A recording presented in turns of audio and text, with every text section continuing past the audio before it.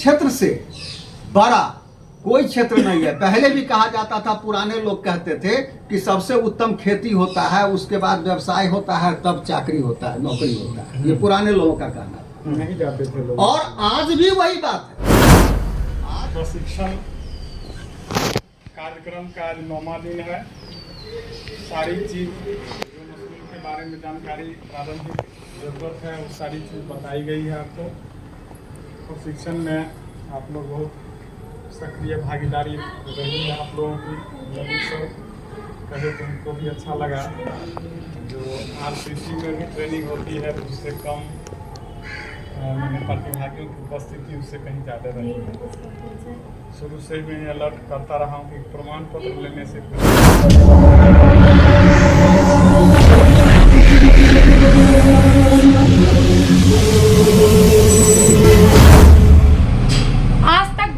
के दरमियान हमने आपको जो कुछ भी सिखाया, जो कुछ भी बताया, मेरी एक ही इच्छा थी और उद्देश्य भी थी कि आप लोग कितने अच्छे से मशरूम प्रशिक्षण भी सीख लें और बहुत सारी ऐसे बातें भी प्रशिक्षण के दौरान जो मैंने आपको मोटिवेट भी किया है।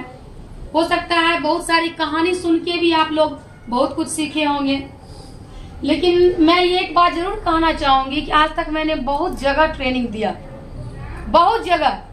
इसके जीते जागते उदाहरण हमारे अनिल जी हैं, क्योंकि भोजन इन्हीं का काम है, तो ये अपनी आंखों से देखते हैं कि मैं कहां कहां जाती हूँ, कितनी कितनी दूर ट्रेवल भी करती हूँ प्रशिक्षण के दौरान। लेकिन मैंने कभी उसके लिए कभी हिचकिचाया नहीं कि 100 किलोमीटर की दूरी है, 120 किलोमीटर तक का सफर मैंने तय किया है प्रत्येक दिन प्रशिक्षण के लिए, अप डाउन। कभी कभी कहीं रुकना भी पड़ गया है जब नहीं आ पाती थी। लेकिन आज तक जहां भी प्रशिक्षण हुआ, ये पहला प्रशिक्षण है संतुष्टि के लिए मुझे। जो प्रैक्टिकल जो यहाँ हुआ सर के माध्यम से, इनके मार्गदर्शन से, कितना अच्छा प्रैक्टिकल नहीं होता था। लोगों को बोलती थी भूसा लाने के लिए तो 5 केजी, बोलती थी आज तो 4 दिन के बाद आया। इस तरह का होता था। कभी कभी होता था कि 5 तरह से हर व्यक्ति खुद से बैग नहीं लगा पाते थे।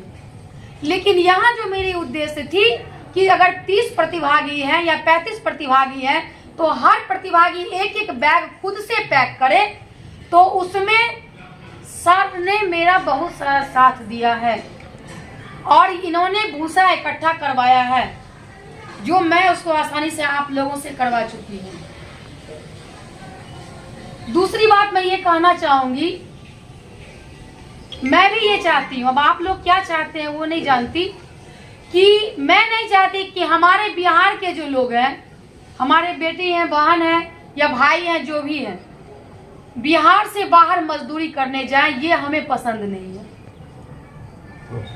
हम कहीं जाएंगे बिहार से बाहर मजदूरी करने के लिए 10 से 12 हजार रुपया हमारी तनख्वाह होगी, जितना मीडियम हम लोग पढ़ रहे हैं। अगर हम यहाँ से बीएड करके भी जाते हैं तो हमारी वैल्यू वहाँ जाके नहीं होती है, नहीं होती है। हम कहीं जाके 10 से 12 हजार के लिए यदि हम 12 घंटा जाके मेहनत कर रहे हैं, 8 घंटा 10 घंटा, तो हम चाहेंगे कि वही मेहनत हम अपने बिहार के अंदर में रख के अपने घर पे, अपनी मिट्टी पे, अपने ही जगह को समय के हिसाब से उसका इस्तेमाल करके हम क्यों ना कमाएं। क्योंकि उद्यमता के लिए आपके पास 4 चीज का होना आवश्यक है। पहला भूमि, दूसरा पूंजी, पहला भूमि, दूसरा श्रम, तीसरा पूंजी और चौथा जोखिम। जगह तो चाहिए ना, कोई भी बिजनेस शुरू कीजिएगा तो जगह चाहिए, ठीक है। उसके बाद श्रम चाहिए, फिर बिजनेस शुरू करने के लिए पूंजी कैपिटल चाहिए, और उसको जो हम इन्वेस्ट करेंगे कैपिटल को, तो उससे कितना फायदा आएगा उसमें रिस्क है। वो रिस्क लेने की, वो जोखिम प्राप्त करने की क्षमता हमें होनी चाहिए। अब देखिए कितनी दिलचस्प बात है कि मशरूम की खेती में कितना मतलब कम पूंजी चाहिए, कितना कम भूमि चाहिए। इसके लिए आपको कोई बिगा, और इनके खासकर चलने का एक मंत्र है कि आदमी बड़ा नहीं होता, बेरियां उठाने से आदमी बड़ा होता है सिर झुकाने से।